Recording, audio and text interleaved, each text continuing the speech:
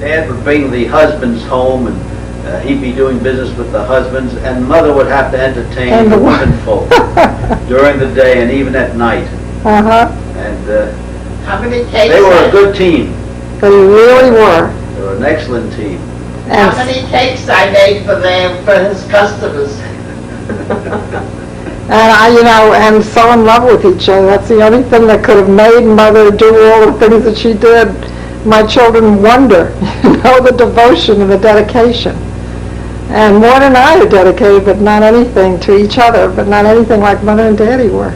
Another incident which shows the kind of person Charlie was, when they came to the United States after a couple of years, they were given a dinner by the former employees of Los Precios Fijos. Yeah. And the chief of the unions got up and made a wonderful speech telling what a wonderful employer Charlie Shapiro was. Now, to come from the head of the unions is a real tribute. I forgot about that. We were there. Yeah, I'm sorry I wasn't. I missed all those opportunities, because I live so far away. They invited them over the radio. They call everybody, they announced it over the radio because they didn't have time to call people up. That's how they all There were a couple together. hundred people at that dinner. I don't know. Where was it held? Right in Los Precios Fijos? No, here in the United States. Oh, here in the United States. Oh, wasn't that? Well, they should have been a little more loyal before Castro, because I can remember Daddy pleading with them to, really make every effort to, save the store, because he could see the handwriting on the wall, and they just wouldn't listen. They felt, it's going to be much better for them.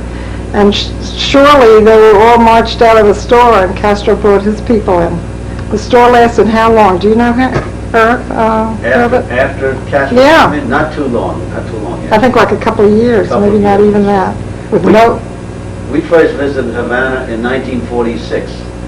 Dad was negotiating to buy the mill, the cotton mill, I think. In Taylorsville? In Taylorsville. Yeah.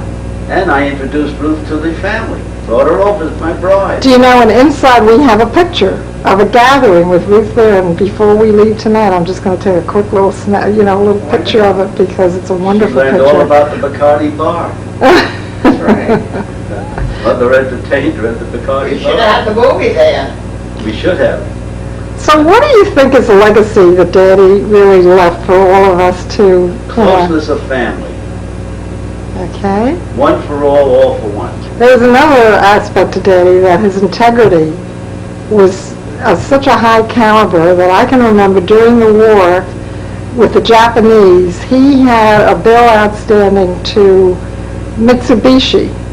And after the war, of course, they had no records. Everything had been destroyed. And he sought them out and paid them back whatever it was, the credit that they had extended him before the war. That's the kind of the things I remember as a youngster.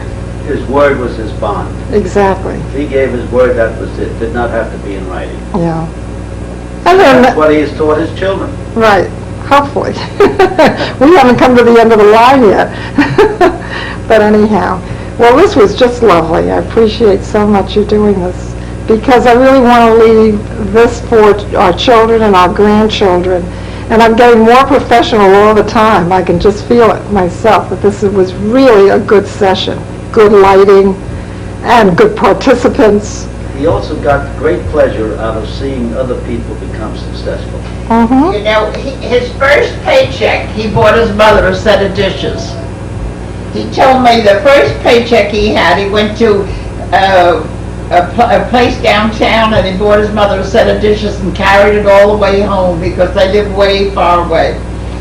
And what was it? How old? Cooper Union or someplace like that. How old would he have been then, Mother? Because he started working before, when he was selling newspapers, and then he didn't finish school. He went to work for his uncle. He started very young. That was something that you were starting to tell me today, how Uncle Solomon really backed him and helped him. He did. Get established. Uncle Solomon saw that he was ambitious, and he helped him. Absolutely. He he helped, he encouraged him to go into business for himself. And speaking about newspapers. That's enough, Doc. Remind me of something. Go ahead, Ruth. I remember riding in Havana so many times, and at every red light there was a newspaper boy. And all of the paper boys knew Charlie. Charlie paper, and Charlie bought a paper from every one of them because he wanted to see them make money. Isn't that lovely? The other thing is that my daddy was kind of like a good friend to people, and I know that even going into a restaurant and meeting a waiter who's Cuban or wherever I could be, and the minute you mentioned my father's name, they all had a cousin who worked in the store, or a mother or an aunt or whatever. I mean, he was really, and then with the Jewish community there too, the Cuban Jewish community, of course the American Jewish community. But they all, knew him because he's an easy guy to know. He liked everybody. He was not at all discriminating about, the people that he liked. I'm sorry that I'm adding all these things, but, it's just recollections that I have that I think play a part in building a sketch about Daddy. Even today, the name Charlie Shapiro still evokes smiles Everybody from people, from Cubans. Yes, that's what I mean. It didn't make, Remember the name Charlie Shapiro. He was a legend. Yeah, he really, did build himself. I'm just sorry that he's not here to enjoy all this, but I know he's looking down on us and smiling and thinking, it wasn't so bad. Thank you again, Ruth and Herbert. I appreciate this.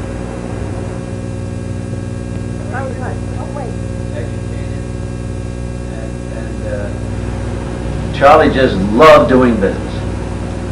Well, we're going to touch on that too. I just want to now concentrate on this picture. This is the only picture I've ever seen of my father's parents. That's Bubby and Grandpa, what was his name? Israel. Israel, who I, of course, never met. I knew Bubby, and she was really a lovely, lovely woman, very strong, and my mother adored her because she accepted her so quickly and lovingly. She was a very wise woman. Oh, she was very wise. She was very, very. She was up to date. She really did. If she could, would have been born in this country, she would have really. You have to know that she died at 95. She was so modern, and so she had a full good life to everybody. She was a very observant person, and she analyzed things very well. She did, and she was very smart about her daughter-in-laws. Very good looking too. Yeah. Yeah, she was a. His mother came from a fairly ultra reformed family, if they were reformed at all. And then my dad's family were very orthodox, and my grandmother was able to bridge that gap and accept my mother for what she was, and which is really beautiful. The other picture that we want to end with is my father. If you don't mind my moving a little bit with the camera. No, that's all right. Can you get it? Yeah, I'll zero in. This was taken at my mother and dad's 50th wedding anniversary, and he was dancing, and we just happened to catch that shot. And that was him at his happiest moments. He loved to dance. Okay. To the next session. He had a zest for life. He really did.